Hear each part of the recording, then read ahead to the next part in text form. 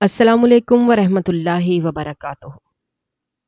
मैं 10वीं जमात में फ़ेल हो गया। बड़े भाई ने गुस्से में मुझे घर से बाहर निकाल दिया कि मुफ्त की रोटियां तोड़ता है। मैंने भी ठान ली कि अब कभी दोबारा घर का रुख नहीं करूंगा और कुछ बनकर दिखाऊंगा। सालों गुजर गए। मैं अपनी मेहनत के बलबूते पर कामयाब हो गया। मैं हर माह राशन तकसीम करता था। उस दिन खुद राशन देने पहुंचा तो एक औरत को देखकर ठटक गया, क्योंकि वो औरत कोई और नहीं बल्कि मेरी भाभी।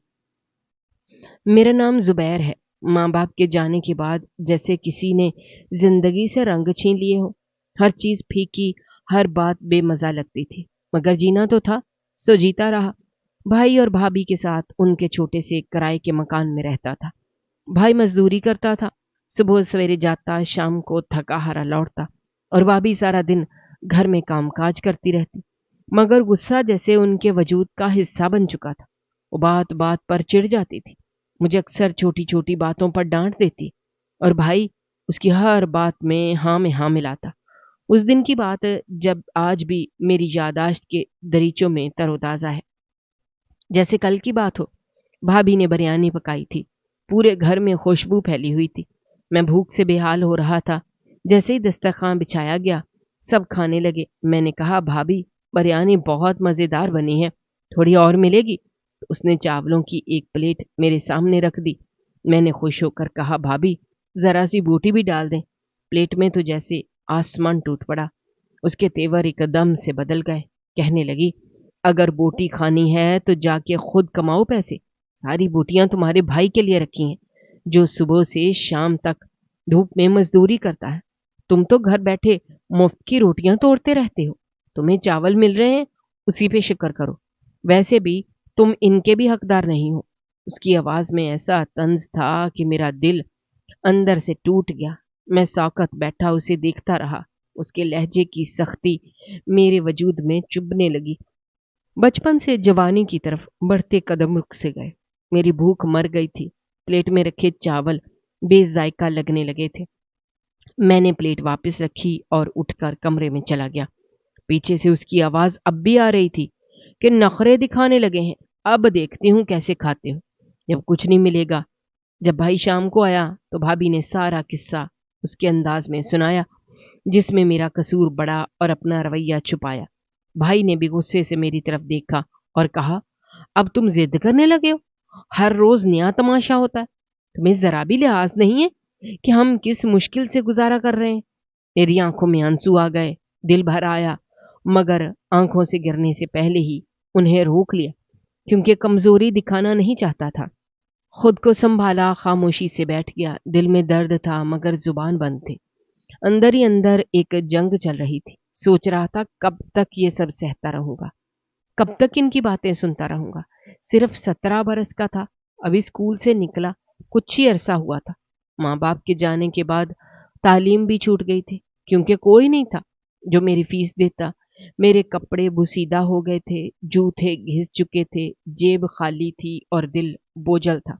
ऐसे में अगर एक प्लेट बिरयानी में बोटी मांग ली तो क्या जुर्म कर दिया था। मुझे वो दिन याद आया जब मेरी माँ जिंदा थी तो सब कुछ मेरे लिए अलग रखती थी।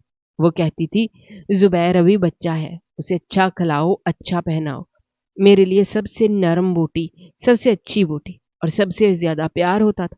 लेकिन आज वो माँ नहीं थी, ना ही वो प्यार मेरी किस्मत में रहा। एक वक्त था जब मेरे लिए चीजें चुनकर रखी जाती थी, और आज वो दिन आ गया था कि मेरे हिस्से की चीजों पर भी सवाल उठने लगे थे। भाभी तो पहले भी कुछ न कुछ कहती रहती थी। कभी मेरी सफाई पर एतराज, कभी मेरे रहने पर तंज, कभी मेरे कपड़ों पर बात। लेकिन आज दिल में एक चुभन सी हो गई थी। आज के अल्फाज ने कुछ तोड़ दिया था मेरे अंदर। कोई उम्मीद की किरण बुझ सी गई थी। कुछ देर कमरे में बैठकर मैं छत को घूरता रहा, फिर बाहर निकलकर छोटी सी गली के नुक्कड़ पर बैठ गया, जहां अक्सर दोस्त बैठकर बातें करते थे।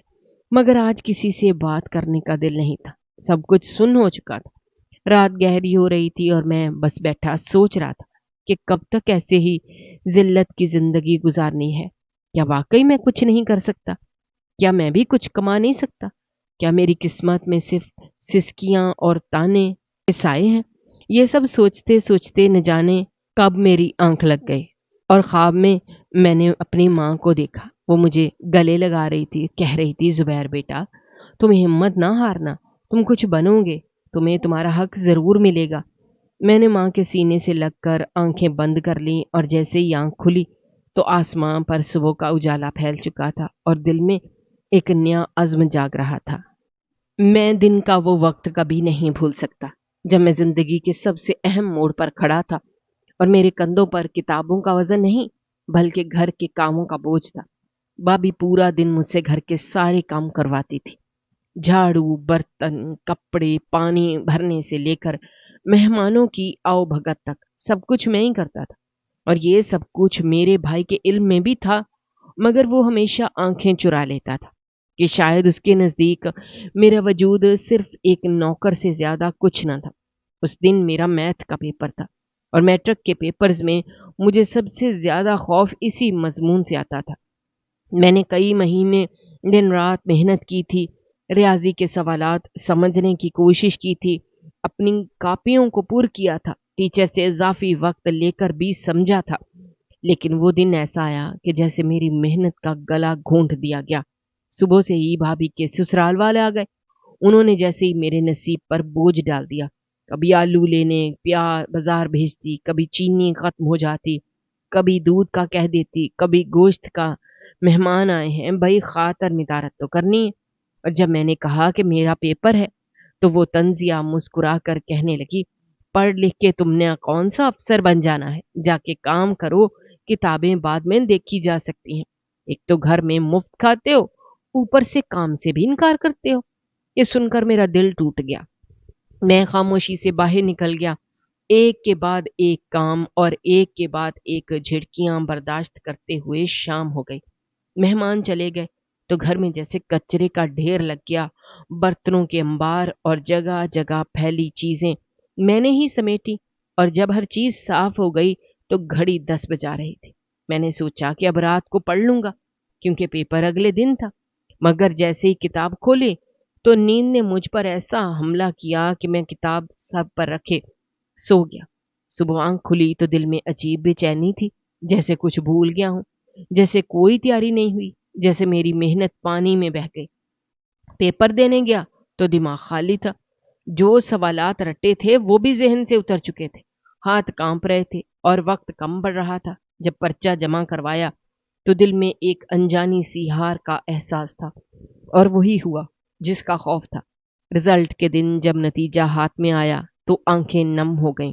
میرے تمام مضامین میں نمبر اچھے تھے لیکن میتھ میں فیل ہو گیا تھا اور میٹرک کا نتیجہ خراب ہو گیا تھا۔ گھر پہنچا تو بابی کے چہرے پر طنز کی جیت تھی۔ وہ کہنے لگی، دیکھا میٹرک بھی نہ ہو سکا، دن رات کتابیں گود میں رکھ کر بیٹھنے سے کچھ نہیں ہوتا۔ بھائی نے بھی موقع ہاتھ سے جانے نہ دیا اور غصے سے مجھے بازو سے پکڑ کر دروازے سے باہر دھکیل دیا اور کہا، کام کاج کا 2.5 من اناج پڑا رہتا ہے اور تم بیکار بیٹھے ہو، تمہاری ناکامی نے ہمارا سر شرم سے جھکا دیا ہے۔ ان کی باتوں سے میرا دل خون کے آنسو رو رہا تھا اور میں چپ چاپ گلی کی نکڑ پر آ کر بیٹھ گیا، سوچ رہا تھا، کیا میں واقعی نکما ہوں؟ کیا میں واقعی کچھ نہیں کر سکتا؟ کیا میری زندگی بس ان کے تانوں اور جھڑکیوں کے لیے ہی بنی ہے؟ اسی دوران بھائی کی باتیں میرے کانوں میں گونجتی رہیں کہ ویسے بھی 2 دن بعد منہ اٹھا کے آ جانا ہے، لیکن دل نے فیصلہ کر لیا تھا کہ اب واپس نہیں جاؤں گا۔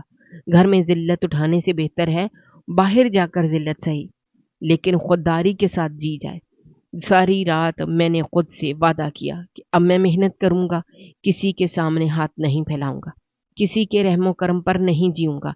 اگلی صبح میں نے قریبی ورکشاپ کا رخ کیا اور مالک سے کہا کہ مجھے کام چاہیے، چاہے صفائی کا ہو یا اوزار پکڑانے کا۔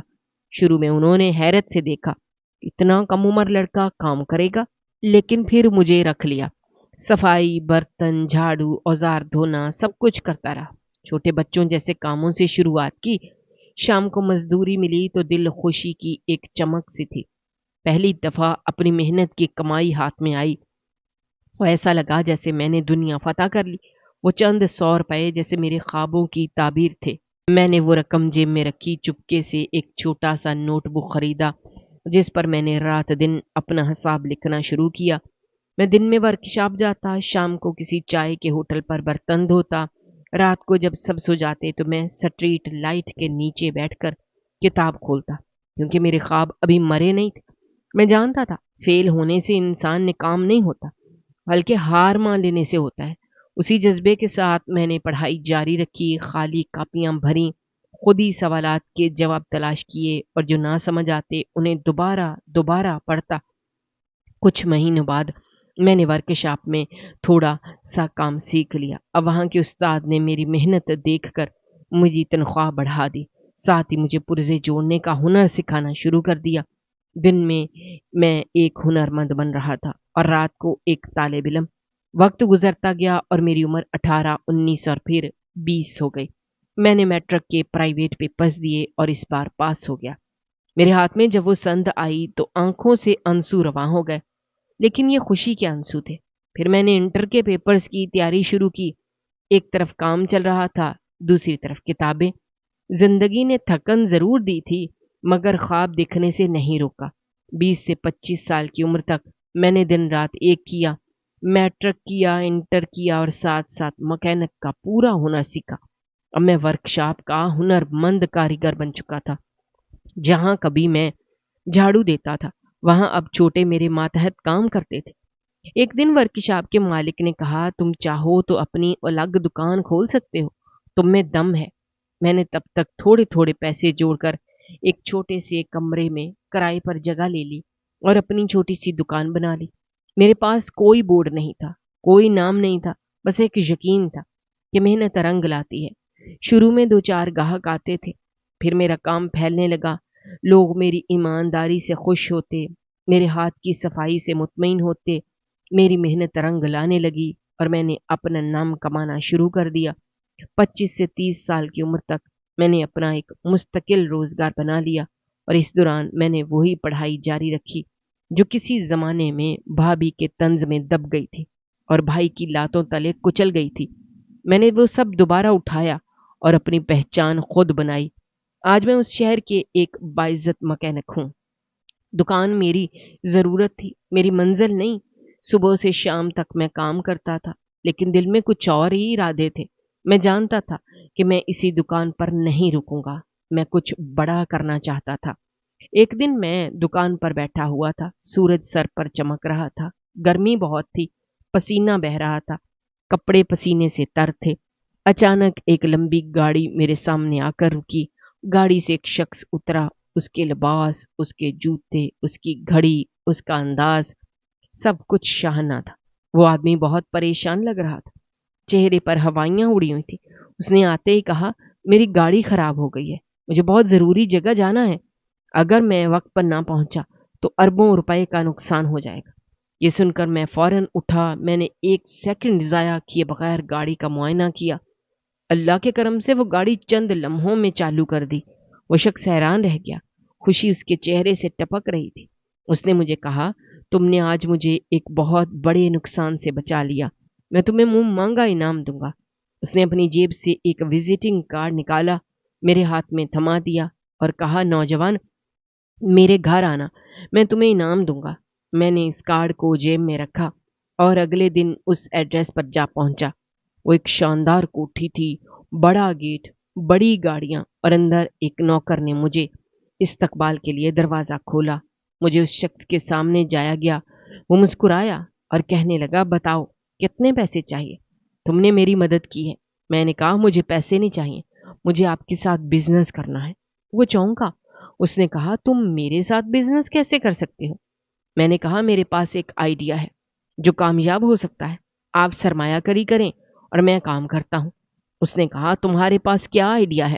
میں نے کہا، ایک بزنس میں سب سے قیمتی چیز آئیڈیا ہوتا ہے، آپ اگر سچے تاجر ہیں تو یہ بات سمجھ جائیں گے۔ تو وہ تھوڑا سا مسکرایا اور کہا، بتاؤ تمہارا آئیڈیا کیا ہے؟ میں نے اسے ایک ایسا آئیڈیا دیا جو میں کافی عرصے سے اپنے ذہن میں پال رہا تھا، جسے میں کسی دن کسی بڑے کے سامنے رکھنا چاہتا تھا، اور وہ دن آ چکا تھا۔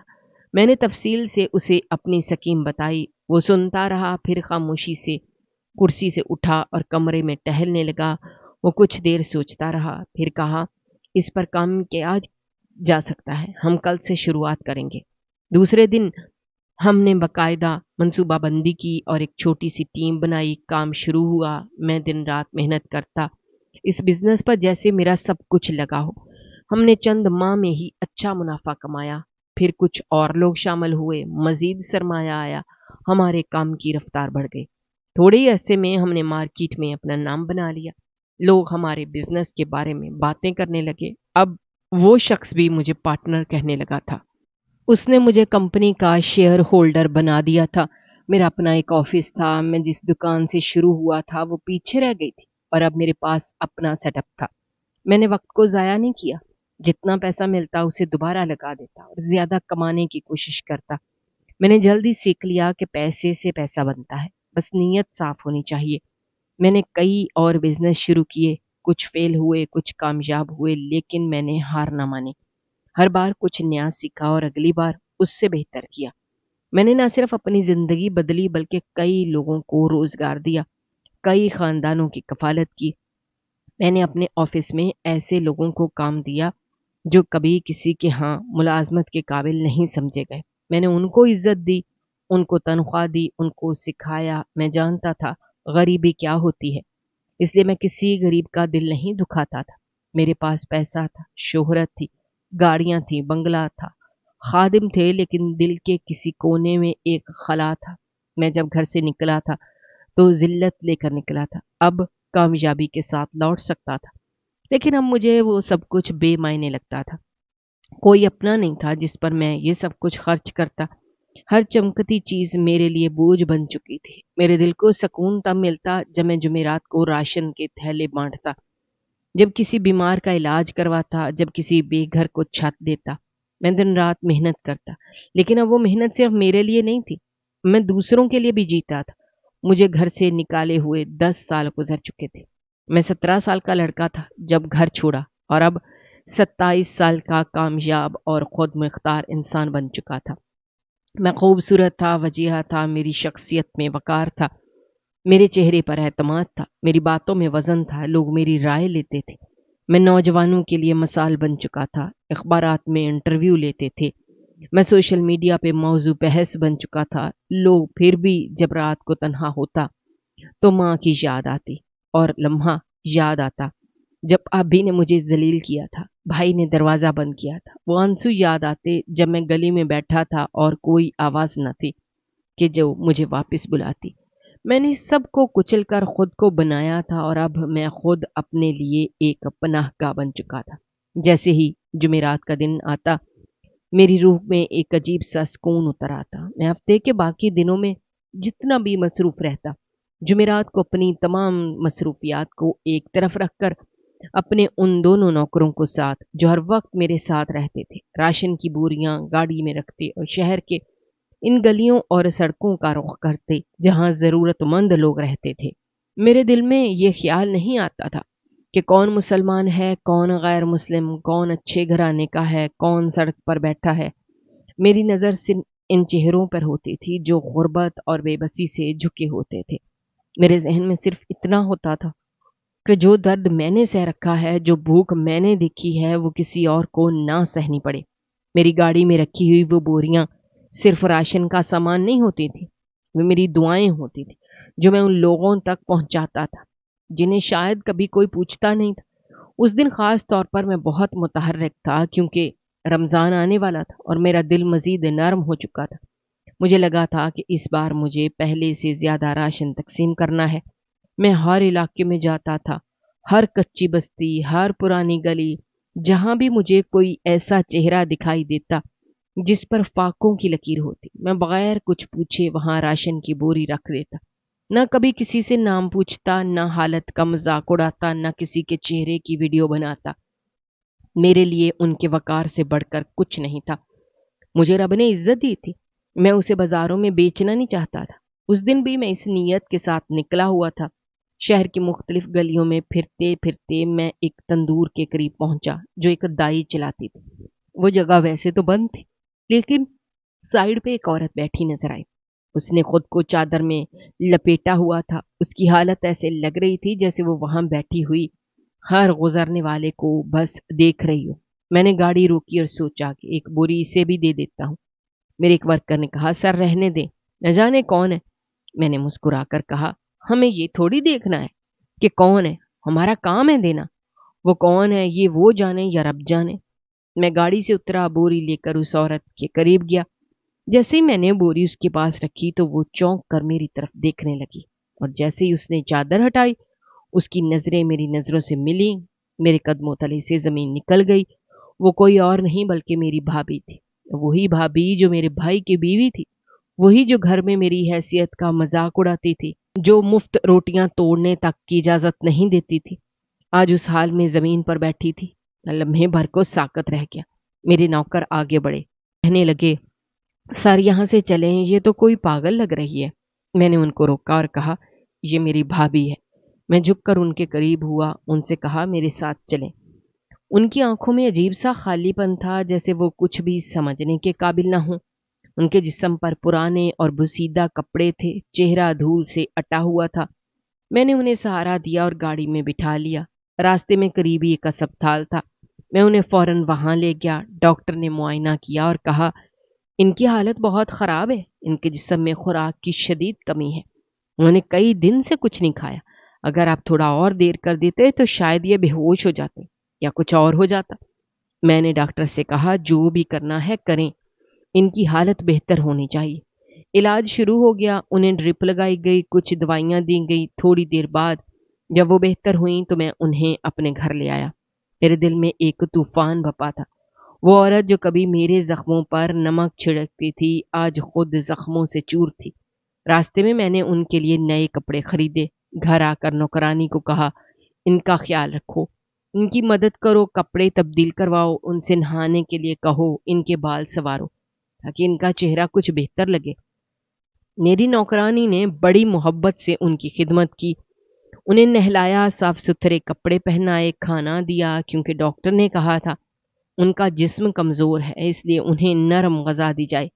میری بھابھی نے بمشکل کھانا کھایا، تھوڑی دیر بعد نیند کی دوا کے اثر سے سو گئیں۔ میں ان کے کمرے کے باہر بیٹھا رہا، بار بار نوکرانی سے پوچھتا کہ وہ کیسی ہیں۔ نوکرانی نے کہا وہ پرسکون نیند سو رہی ہیں اور ان کا چہرہ اب پہلے سے بہتر لگ رہا ہے۔ میرے ذہن میں بے شمار سوالات تھے، لیکن میں نے خود سے وعدہ کیا کہ ان کے جاگنے کا انتظار کروں گا۔ ان کی حالت ایسی تھی کہ کچھ پوچھنے کا وقت ابھی نہیں آیا تھا۔ مجھے بس سکون تھا کہ میں ایک بے سہارا انسان کو سہارا دے پایا تھا۔ جب بھابھی کو ہوش آیا تو ان کی آنکھوں میں عجیب سی حیرت، شرمندگی اور دکھ کی ملی جلی کیفیت تھی۔ وہ کچھ دیر تک مجھے خاموشی سے تکتی رہیں، جیسے یقین نہ آ رہا ہو کہ وہ اس وقت کہاں ہے اور کون ان کے پاس بیٹھا ہے۔ پھر اچانک ان کی آنکھیں نم ہو گئیں، انہوں نے میرے سامنے ہاتھ جوڑ دیے جیسے کوئی مجرم ہو جو اپنے سب گناہوں کی معافی مانگ رہا ہو۔ میں نے فوراً ان کے ہاتھ تھام کر نیچے کر دیے اور نرمی سے کہا بھابھی یہ کیا ہو گیا؟ کہاں ہیں بھائی؟ اور آپ یہاں اس حال میں کیسے آ گئیں؟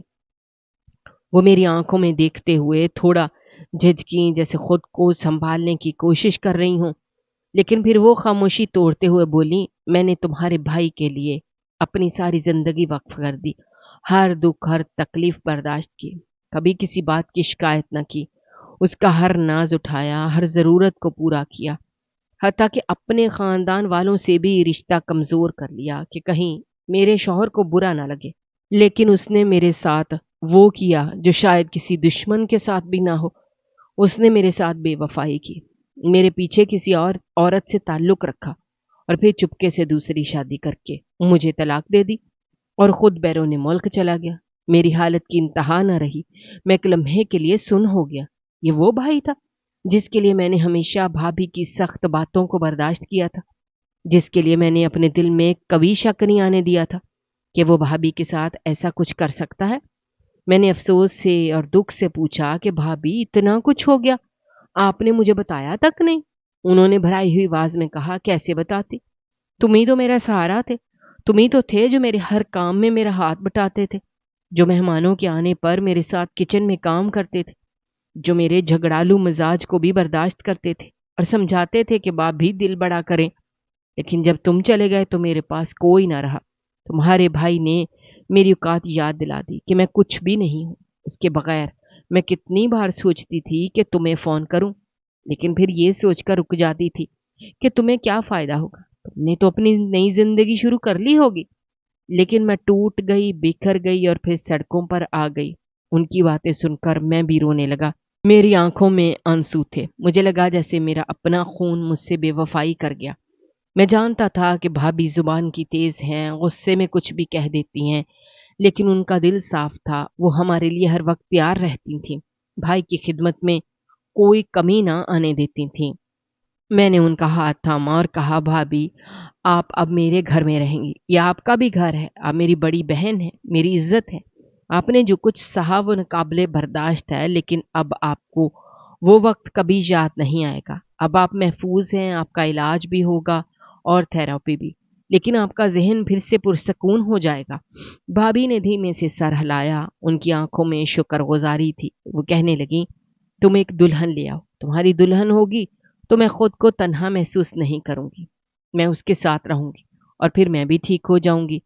میں نے مسکرا کے کہا، بھابھی آپ ہی تو ہیں، آپ ہی میری دلہن تلاش کریں گی۔ رشتہ جیسا بھی ہو، اپنوں کا ہو تو ہر دکھ آسان لگتا ہے۔ دنیا میں اگر سب کچھ ختم ہو بھی ہو جائے تو رشتوں کی گرمی انسان کو جینے کا حوصلہ دیتی ہے۔ اب بھابھی میرے گھر میں ہیں، میں نے ان کے علاج کے لیے ایک ماہر تھراپسٹ مقرر کیا ہے جو ان کی ذہنی اور جذباتی زخموں کو بھرنے کی کوشش کر رہا ہے۔ میری نوکرانی ان کا بہت خیال رکھتی ہے اور وقتاً فوقتاً ان کے لیے نئے کپڑے اور پسندیدہ کھانے لاتی ہے۔ ان کی حالت اب پہلے سے بہت بہتر ہے، لیکن ابھی بھی رات کو انہیں برے خواب آتے ہیں۔ وہ چیخ کر اٹھتی ہیں اور بعض اوقات ڈر کے مارے میرا ہاتھ پکڑ لیتی ہیں۔ میں انہیں تسلی دیتا ہوں اور کہتا ہوں کہ اب اکیلی نہیں ہے، یہ گھر آپ کا ہے، میں آپ کا بیٹا ہوں۔ ان سب باتوں سے مجھے یہ سبق ملا کہ زندگی کی کسی بھی موڑ پر اگر کوئی رشتہ ٹوٹ بھی جائے تو ہمیں انسانیت کا دامن ہاتھ سے نہیں چھوڑنا چاہیے۔ اگر ہم کسی کے ماضی کی بنیاد پر ان سے منہ موڑ لیں تو کل کو ہمیں بھی کوئی سہارا نہیں دے گا۔ غصے میں کہی ہوئی باتیں اور دکھ میں اٹھائے گئے قدم وقت کے ساتھ بھلا دیے جا سکتے ہیں، لیکن اگر ہم معاف کرنا سیکھ لیں تو دل کو سکون اور روح کو قرار ملتا ہے۔ رشتے وہی مضبوط ہوتے ہیں جو معافی اور محبت کی بنیاد پر کھڑے ہوں۔ باقی سب وقتی تعلقات ہوتے ہیں جو آزمائشوں میں ساتھ چھوڑ دیتے ہیں۔ بھابھی آج میرے گھر میں ہیں اور یہ میرے لیے فخر کی بات ہے کہ میں نے ان کا ہاتھ تھاما جب سب نے چھوڑ دیا، کیونکہ انسان وہی بہتر ہے جو گرتے ہوئے کو سہارا دے، نہ کہ اسے اور دھکیل دے۔ اس کے بعد ایک وقت ایسا آیا جس نے ہماری زندگی کو ایک نئی سمت دی۔ بھابھی جنہوں نے برسوں دکھ سہے تھے اور جنہیں ہم نے بکھرا ہوا پایا تھا، اب وہی میری زندگی کو جوڑنے کا ذریعہ بن گئی تھیں۔ ان کی تھراپی اور ہماری محبت نے انہیں پہلے جیسا کر دیا تھا، بلکہ اس سے بھی زیادہ نرموار اور سمجھدار بنا دیا تھا۔ انہوں نے ایک دن مجھ سے کہا کہ تمہارے لیے ایک رشتہ ہے جس کے بارے میں میرا دل بہت مطمئن ہے۔ میں چونک گیا کیونکہ مجھے اندازہ تھا کہ وہ میرے بارے میں بھی سوچتی ہوں گی۔ انہوں نے جس لڑکی کا ذکر کیا وہ واقعی نہایت باحیا اور سلیقہ مند تھی۔ بھابھی نے خود جا کر اس کے گھر والوں سے بات کی اور میری طرف سے رشتہ رکھا۔ ان کے انداز میں نہ کوئی غرور تھا نہ کوئی مجبوری، بس ایک خالص محبت اور خلوص تھا جس نے سب کو متاثر کیا، اور یوں میری شادی طے ہو گئی۔ میری بیوی بہت نیک، سادہ مزاج، نرم دل انسان نکلی۔ اس نے بھابھی کو اپنی بڑی بہن مانا اور ہمیشہ ان کی عزت کی، اور بھابھی نے بھی اسے چھوٹی بہن بنا کر دل سے اپنا لیا۔ جب میں دفتر جاتا تو مجھے کبھی فکر نہ تھی کہ میری بیوی گھر میں اکیلی ہے یا کسی مسئلے میں پڑ گئی ہے، کیونکہ مجھے یقین تھا کہ دونوں ایک دوسرے کا خیال رکھتی ہیں۔ دن بھر وہ دونوں ساتھ مل کر کام کرتی، کھانا پکاتی، ہنستی کھیلتی، اور جب بھی مجھے گھر آ کر ان کی باتیں سنتا تو دل خوش ہو جاتا۔ ایسا لگتا تھا جیسے میرے گھر میں بہار آ گئی ہو۔ بھابھی کی آنکھوں میں اب دکھ کی جگہ سکون آ گیا ہے، اور میری بیوی کو بھی ایک ماں جیسا سہارا مل گیا۔ پھر وہ دن بھی آیا جب ہمیں خبر ملی کہ اللہ نے ہم پر کرم کر دیا ہے اور میری بیوی ماں بننے والی ہے۔